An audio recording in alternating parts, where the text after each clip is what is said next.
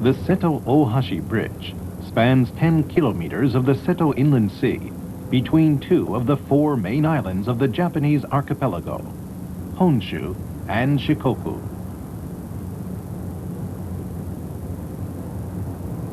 The Seto Ohashi Bridge is actually a series of bridges of various sizes and types.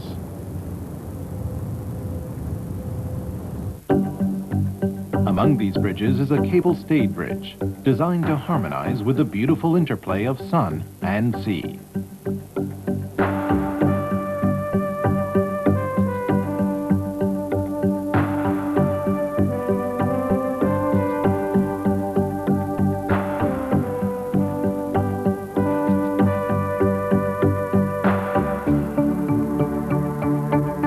The world's longest combined highway and railway bridge extends over the Bisan Seto Strait off Shikoku.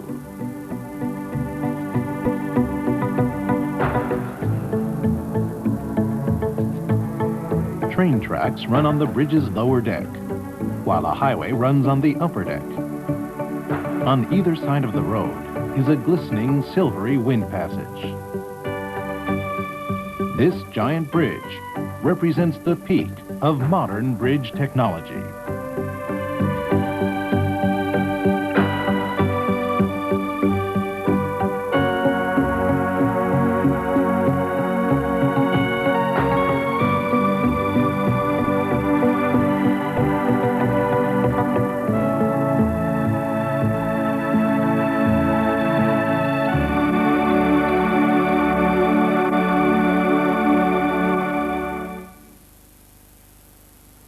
The Seto Ohashi Bridge actually consists of 6 bridges linking Kurashiki City in Okayama Prefecture on Honshu with Sakaide City in Kagawa Prefecture on Shikoku.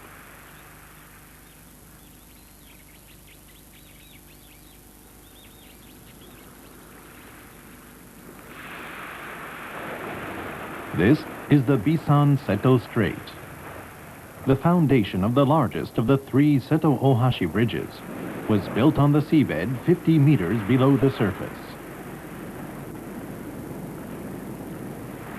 Strong tides flow to the west coming in, and to the east going out. It was difficult work to build the foundation of this huge bridge under these conditions. Construction began in 1978. Building this huge foundation required bold thinking and planning on an unprecedented scale.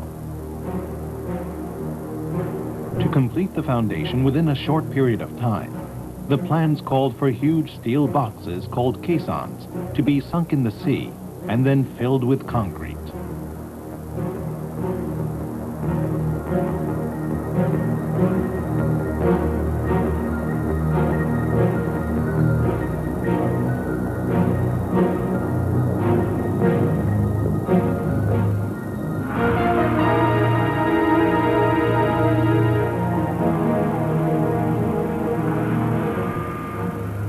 The largest caisson was 55 meters tall, as high as a 15-story building.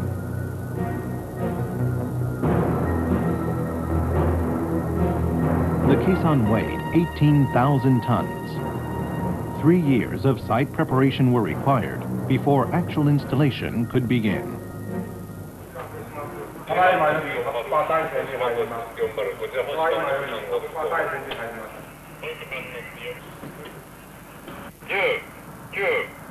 The seabed was first prepared by blasting. The countdown began.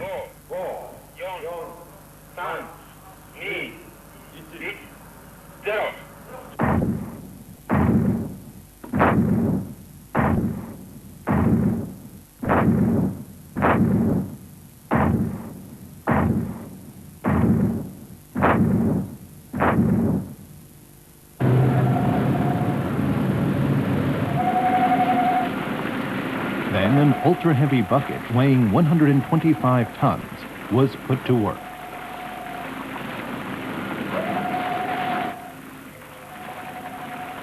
About 30 meters of mud and weathered rock on the sea floor was removed until solid bedrock was reached, which would support the bridge foundation. Next, a platform equipped with a leveling excavator was brought on site. The excavator, operating 50 meters below the water's surface, was used to grind and smooth the uneven surface of the bedrock.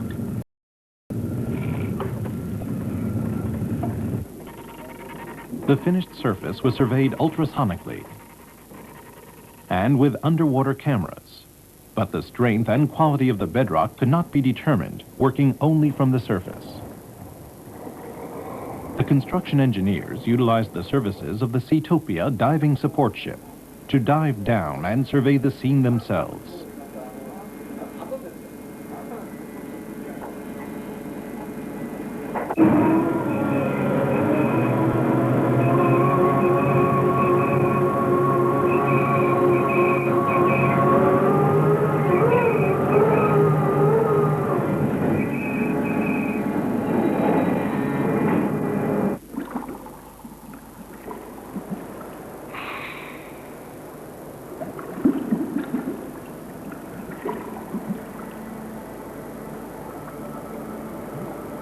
Snow-like clouds of plankton and silt greatly reduced visibility on the seafloor.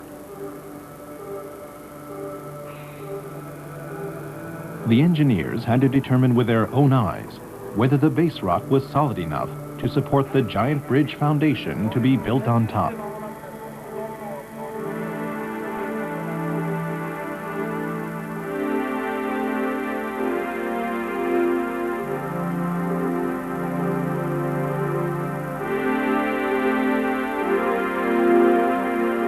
The Seto Ohashi Bridge was designed to last. Careful, precise work was required to build a bridge strong enough to withstand the tremendous forces of nature.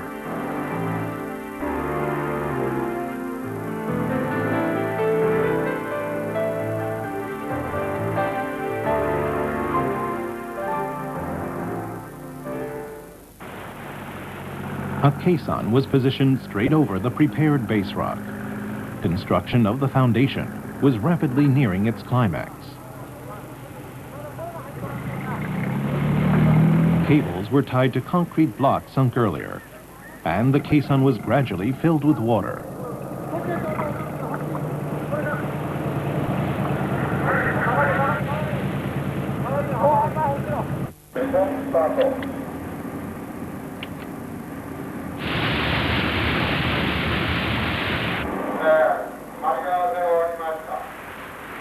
These men continuously measured the position of the caisson as it was being sunk. The data was immediately fed to the control room computer and used to direct the cables as they were adjusted little by little to guide the caisson into the target position.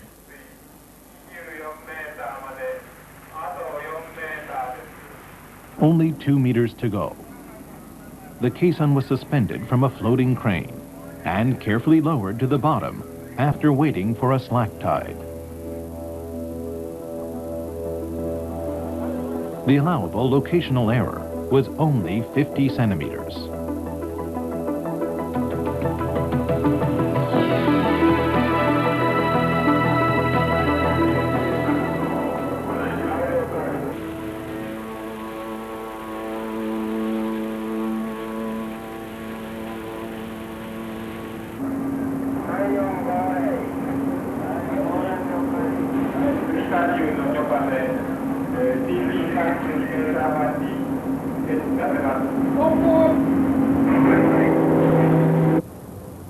The 55-meter-high, 75-meter-wide caisson was positioned only 15 centimeters off target, about the length of a fountain pen.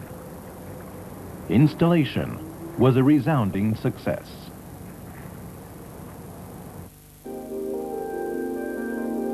At the same time, the towers which would support the cables were being fabricated at the factory. Blocks such as these would be stacked one on top of another to form a tower 180 meters tall. A gap test was used to ensure against even the smallest possible gap between the blocks. The tolerance was a mere 40,000ths of a millimeter, about the same thickness as a sheet of cellophane. Adjacent blocks were then assembled and remeasured. This tower would have to support a load of approximately 80,000 tons. The construction of bridge towers strong enough to support this tremendous load, while withstanding natural forces such as typhoons and earthquakes, required the same care and precision needed to manufacture precision machinery.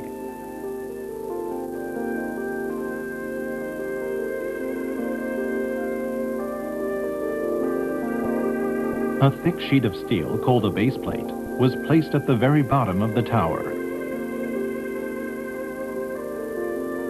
The base plate was given a mirror-smooth finish so that it would transfer the enormous load of the tower evenly to the foundation.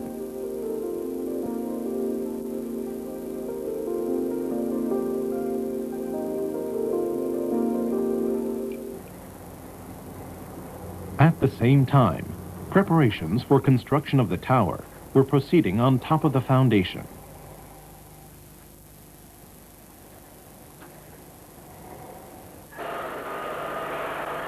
The surface of the concrete was polished very smooth so that it would be in complete contact with the base plate.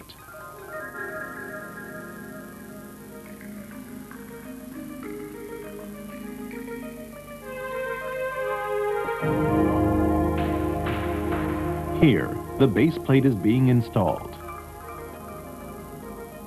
The base plate was slowly lowered onto the steel anchor bolts that would secure the tower to the foundation.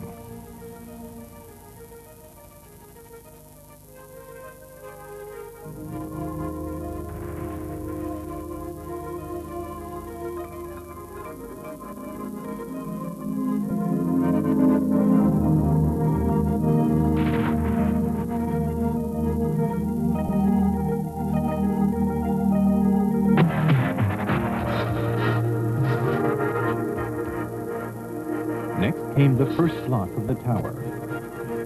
A structure as intricate as a honeycomb spreads the 80,000-ton load evenly over the foundation.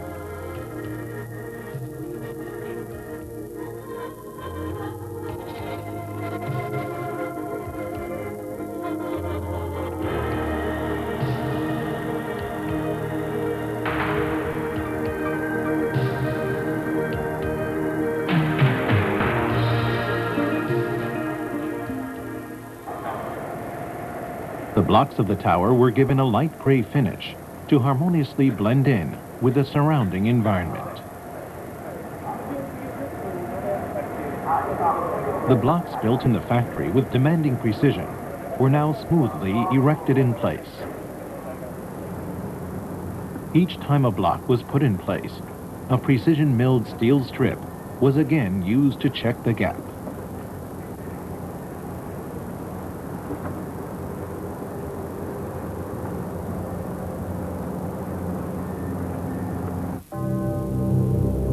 The giants, which would support the huge suspension bridge, gradually began to take shape in the strait. To support such a heavy load, the 180-meter tall towers had to be almost exactly perpendicular. The permissible error off perpendicular was a mere 30 millimeters. The exacting precision practiced from the earliest stages of production paid off, and the resulting error was only 15 millimeters.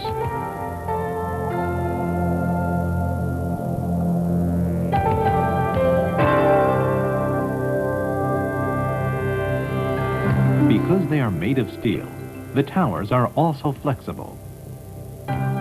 While holding the bridge cables firm, the towers are able to sway 70 centimeters forwards and back in order to flexibly respond to typhoons and earthquakes, and to the dynamic action of fast-moving trains, cars, and trucks.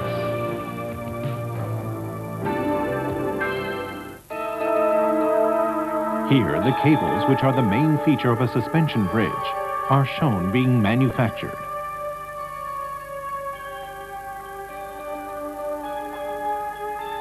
The cables were made from 127 single wires, each 5 millimeters in diameter, and strong enough to support a 3-ton load.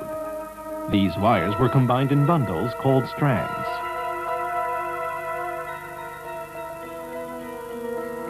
The strands were then wound onto reels for transportation to the site.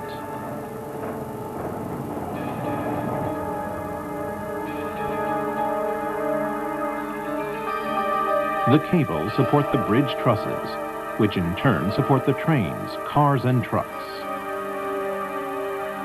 The cables had to be strung so that the full strength could be obtained from each strand.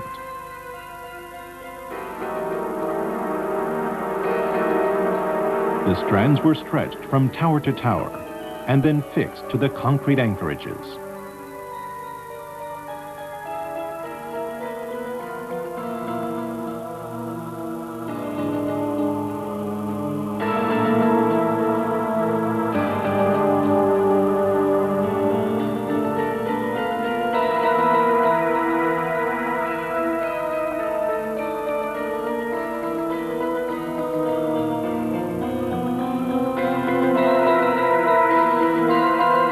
After each of the strands had been anchored, everyone awaited the coming of night.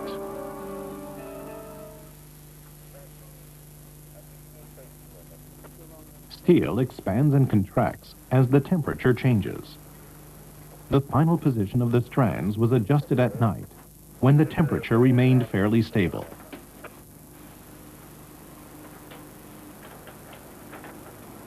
A laser beam was used to check the final position.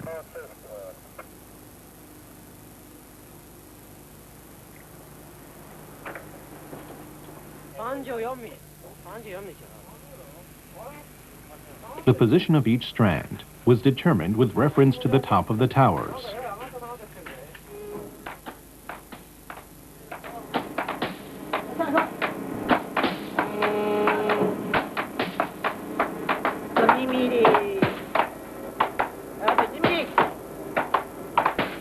After being precisely positioned, the strand was fixed in place.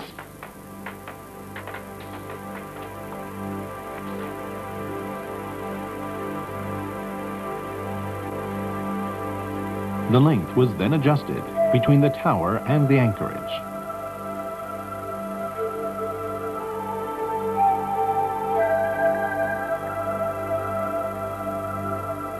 Every strand was strung to the exact same tension.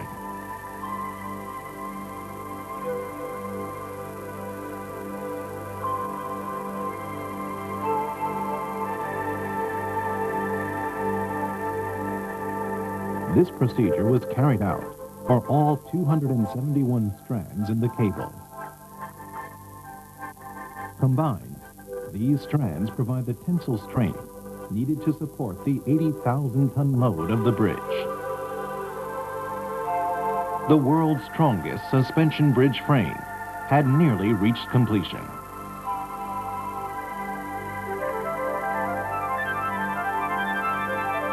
However, there was still one major problem that had to be faced.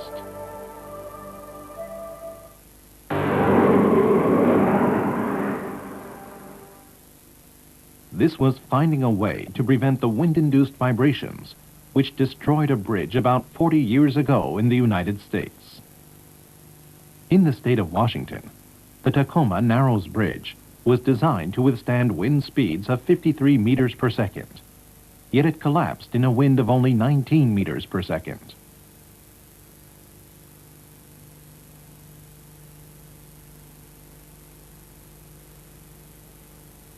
It was not the strength of the wind that knocked the bridge down, but the way in which the bridge vibrated in the wind, causing it to literally shake itself apart.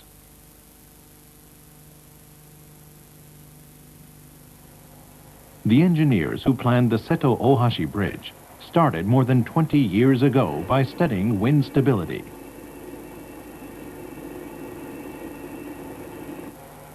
Their research focused on bridge girder design and construction.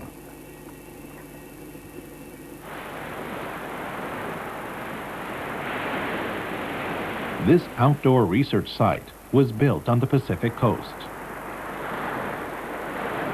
Aerodynamic stability tests were conducted using large-scale models under natural wind conditions to understand and learn how to overcome the dynamic effects of the wind.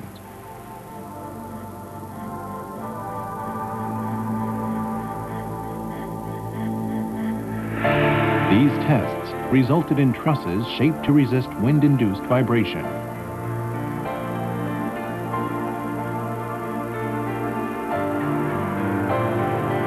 Trusses with this kind of rigidity are called stiffening trusses. Stiffening trusses are made up of thick steel plates. However, despite their rigidity, they were found to be prone to another weakness.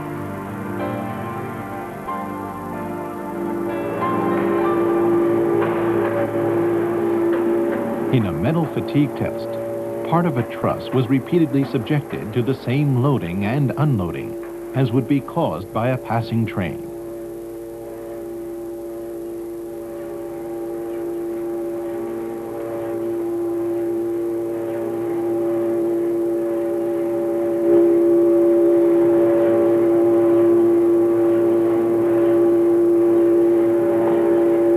The steel began to crack, little by little, from a surprisingly early stage. The engineers tried to find out why.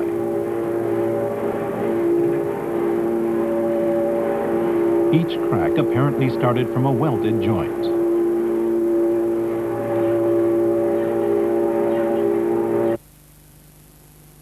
When the crack was cut open and a cross-section examined, the crack could be traced to a tiny hole measuring only a few millimeters across.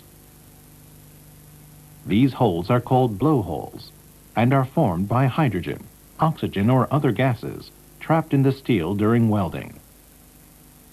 They occur when moisture or other impurities contaminate the weld.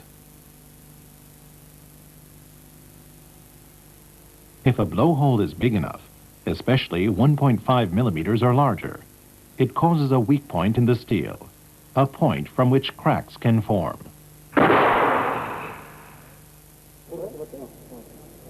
Specialists were invited to the manufacturing plant to begin looking for ways to prevent blowholes.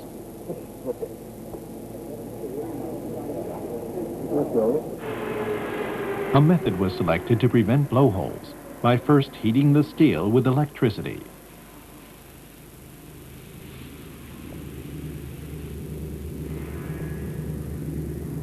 The engineers wore special overshoes over their regular shoes as an added precaution to keep dust away from the work site.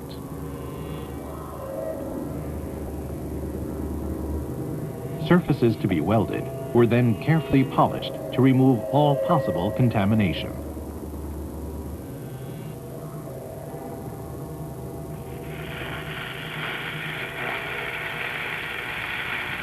The best welders from each plant were called upon to weld the areas machines were unable to reach.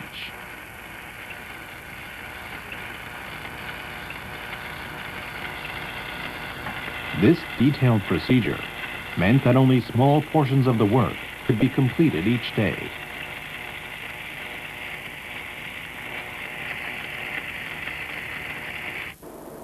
A newly developed ultrasonic flaw detector was used to search for blowholes and other defects.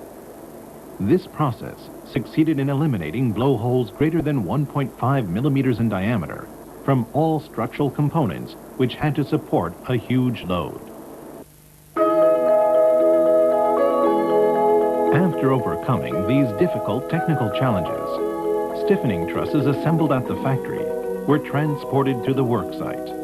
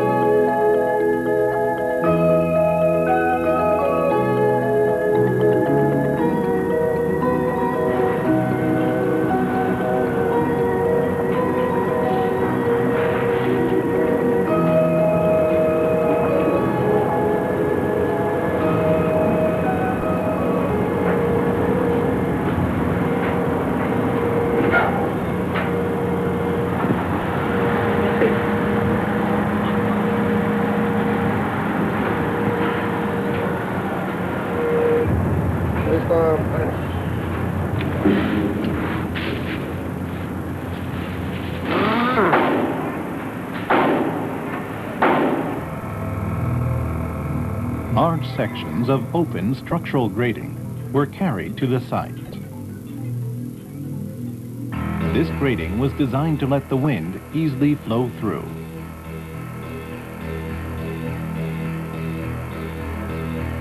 Grating was placed on both sides of the highway and railway so that air currents could pass vertically through the bridge deck.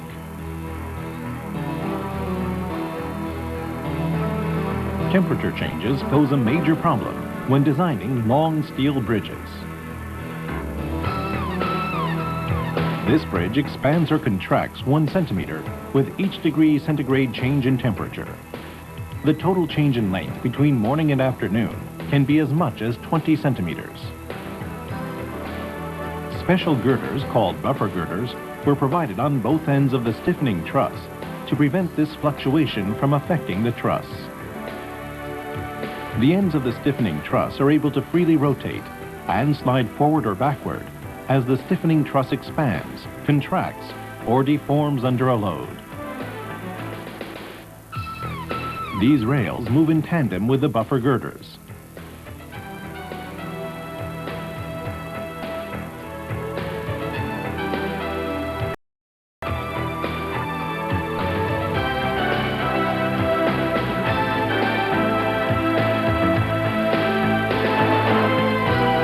The ends of the highway are also designed to move forward and back.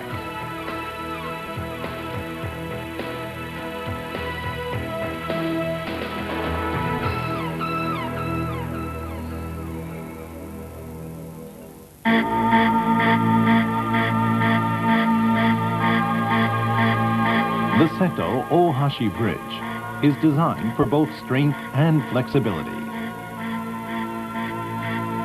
The bridge may deflect as much as 7 meters in gale force winds of 60 meters per second.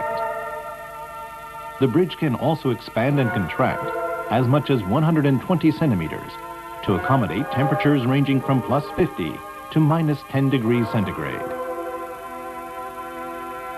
This flexibility allows the suspension bridge to withstand strong winds and the combined load of motor vehicles and trains with less material than would normally be required in other types of bridges.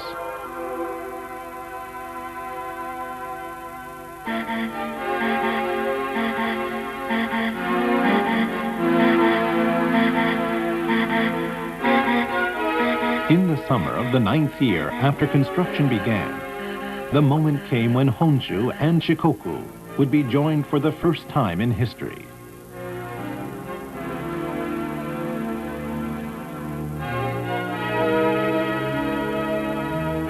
At precisely 9 a.m., the engineers stopped working.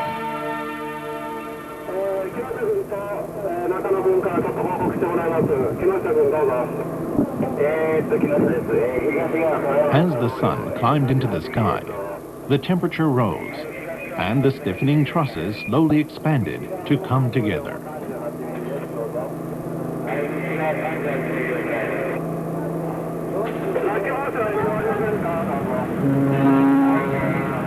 This giant bridge reacts to temperature changes barely noticeable by man, and it began to move little by little.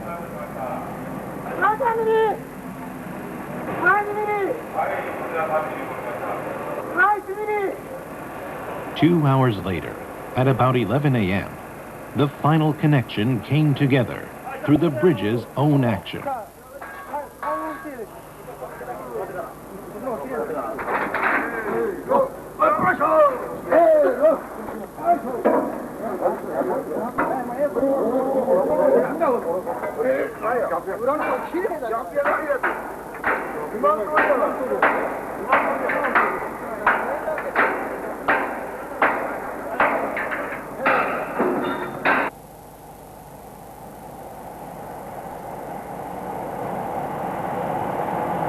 Test runs of trains started in January of 1988.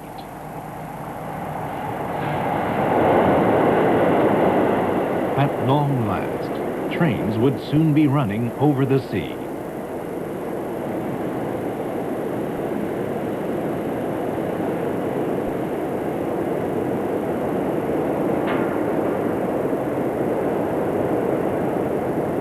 A special train composed of 10 heavy locomotives was used to test the strength of the bridge.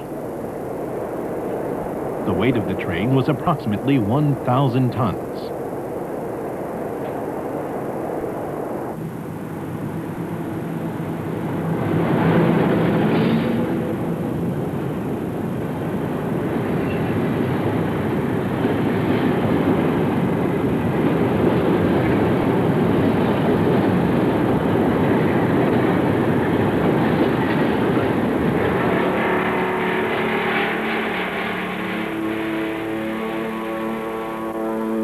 The bridge quickly reacted to the motion of the fast, heavy train.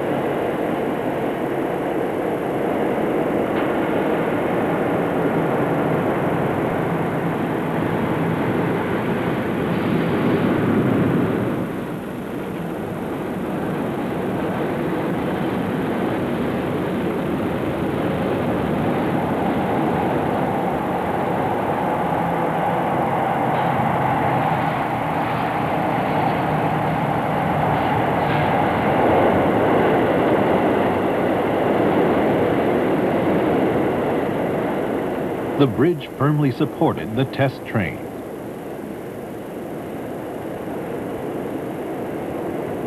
Let's watch this buffer girder in action as the train moves over the suspension bridge.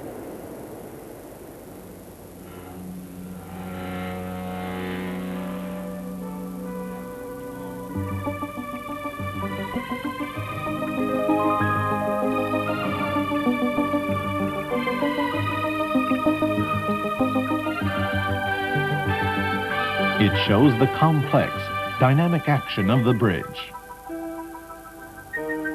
The bridge has come to life.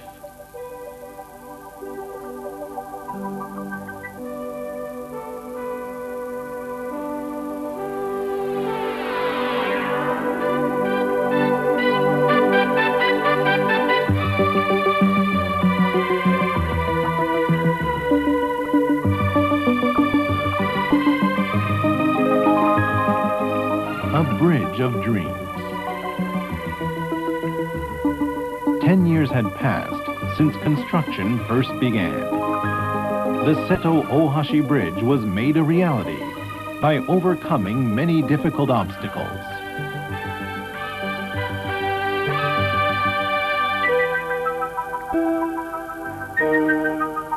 In the future, this bridge will continue to speak of the efforts and dedication of the many people who came together to create a revolution in bridge technology.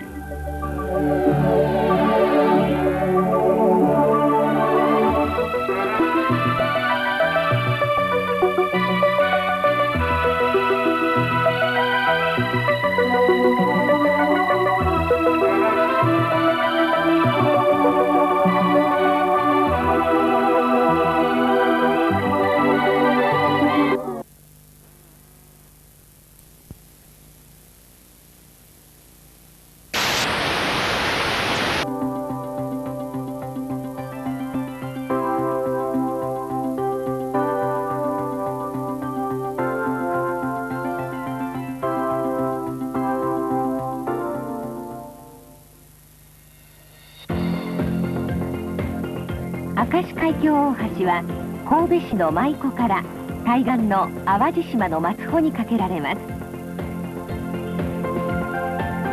形式はケーブルで橋桁を吊る吊り橋で、全長は3910メートル。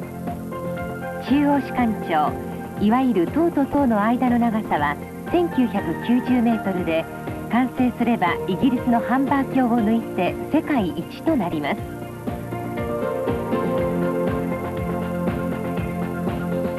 当上の高さは282.8メートル。頭頂は海面からおよそ300メートルの高さになります。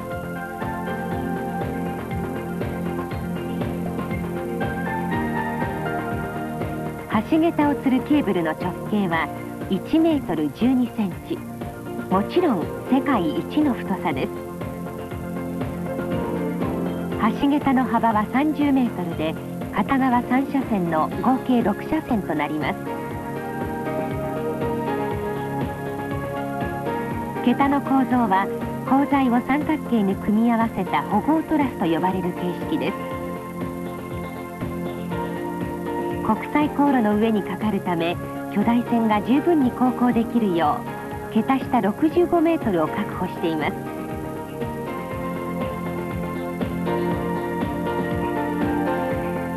設計速度は時速 100km。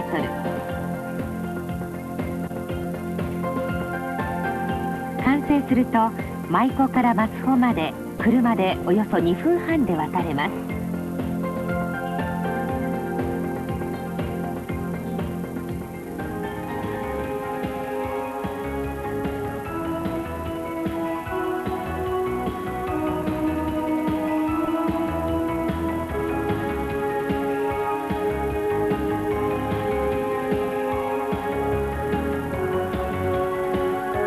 夢の架け橋、明石海峡大橋は平成10年の春完成する予定です。